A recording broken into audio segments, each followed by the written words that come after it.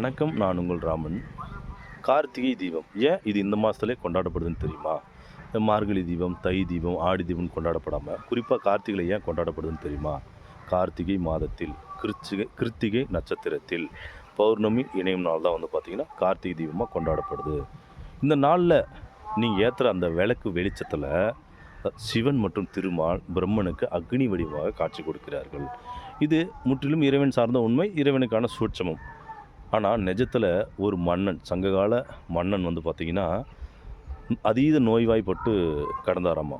அப்போ அவர் ஒரு சிவன் கோயிலில் போய் நெய் தீபம், மண் விளக்கில் நெய்யை ஊற்றி தீபம் ஏற்றி கும்பிட்டாராம். ஐயா, நான் தீராத நோயில் அவதிப்பட்டுருக்கேன், இந்த நோயை நீங்கள் தீர்த்து கொடுங்க அப்படின்னு சொல்லி மன்னன் இந்த நாளில் நெய் விளக்கு ஏற்றி கும்பிடும்போது அந்த தீப ஒளியில் சிவன் அருப்பெருஞ்சோதியாக காட்சி கொடுத்து அந்த மன்னனுக்கு இருக்கிற நோய் எல்லாமே பரிபூர்ண குணமடைய செய்தாராம்.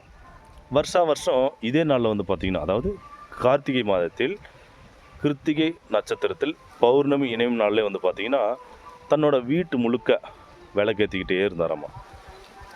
அவர் மன்னனோட வீட்டை சுற்றி இருக்கிற மக்கள் பார்த்திங்கன்னா தன்னோட வீட்டில் என்ன மன்னன் வீட்டில் இந்த நாளானா விளக்கெறிது, நம்மளும் ஏற்றலை அப்படின்னு சொல்லிட்டு வீடு முழுக்க ஏற்றிக்கிட்டே இருந்தாங்களாம். பின்னாளில் பார்த்திங்கன்னா இது பார்த்திங்கன்னா கார்த்திகை தீபமாக கொண்டாடப்படுது.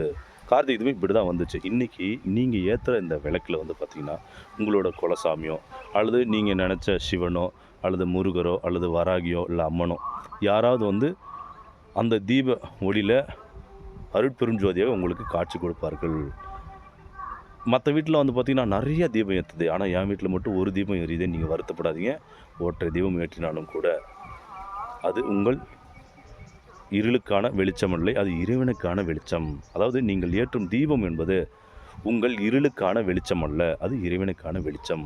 அதனால் இன்றைக்கி எல்லாருமே இந்த கார்த்திகை தீபத்தில் விளக்கேற்றி எல்லாருமே இறைவனை வழிபடுங்க. நிச்சயம் உங்களோட கஷ்டம் போகும்.